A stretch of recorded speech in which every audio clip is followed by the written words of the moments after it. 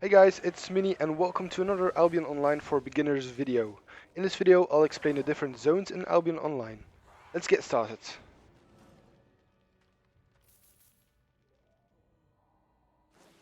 Now before I get into the zones, there's one concept I want to explain first, just so this is clear in the video. The concept is flagging up. When we say someone is flagging up, this means he's turning hostile. You can do this by clicking on the shield icon next to your name in the top left hand corner. When you're flagging up, everyone can attack you, and you will lose all of your gear and your entire inventory when you get killed. When you open up the world map by pressing M, you'll notice there are 4 zones in Albion Online: blue, yellow, red and black. You'll also see that the map is split up in 2 parts, the Royal Continent and the Outlands. In the Royal Continent you can find blue, yellow and red zones. In the Outlands you'll find black zones.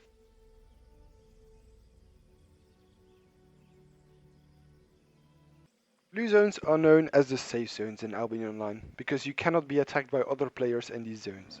There is an exception to this rule, which I'll talk about at the end of this video.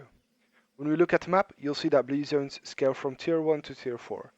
This means you can find mobs and resources up until tier 4 in the blue zone, dependent on your location. When you take a look at the world map, you'll see a Roman numeral which indicates what tier zone you are in. When you die in the blue zone because of a mob, you will be knocked down for about 15 seconds. Your gear will also lose 5% durability. After those 15 seconds you'll automatically get back up. After you get back up, mobs will not be aggressive for 15 seconds and you'll get the 50% movement bonus.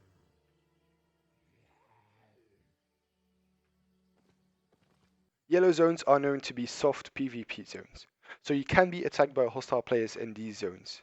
Now before players can attack you, they first have to flag up, which takes a couple of seconds. When you run around the yellow zone and see a red bar under a player's name, this means they are hostile. However, when they knock you, they can't finish you off. This means that you won't lose any of your gear or items, you will just get a 5% durability loss on your gear. The players that kill you also get a reputation loss when they do. Because of these reasons, the chance of you getting ganked in the yellow zone is pretty low. Now if you take a closer look at the minimap, you'll see that the amount of hostile players in the area is shown just underneath it. You'll find tier 5 resources and mobs in the yellow zone.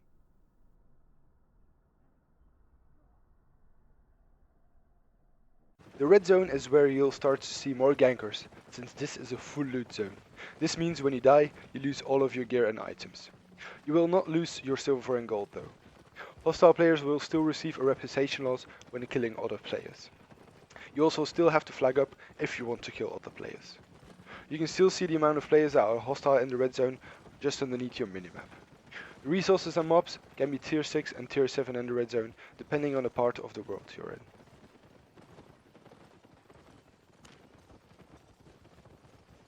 Now before I talk about the black zone, I'll show you how to travel there, since you can only visit the black zone in the Outlands and some of you might not know how to get there.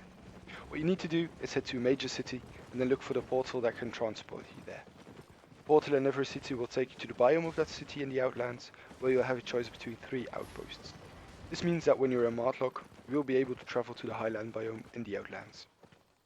Once you're in the black zone, you can kill everyone except for your party, guilds and alliance without having to flag up. This is a full loot zone, so you lose everything except for your silver and gold when you die. You will no longer get a reputation loss when you kill other players. In the black zone, you'll find tier 5 to tier 8 resources, dependent on what part of the map you're in. Now if you've come this far into the video, just write something in the comments and I'll reward one of you with 100k silver in game.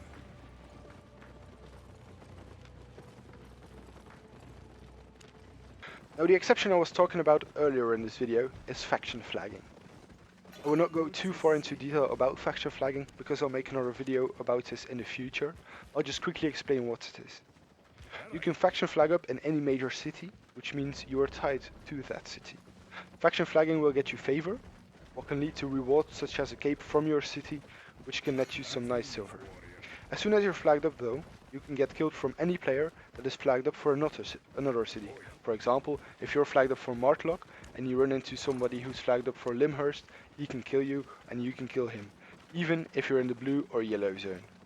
When you're killed, it's full loot, so that means you lose all of your gear and inventory.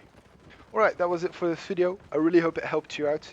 If it did, make sure to like the video and subscribe for more Albion Online for Beginners content. Thank you for watching and have a nice day.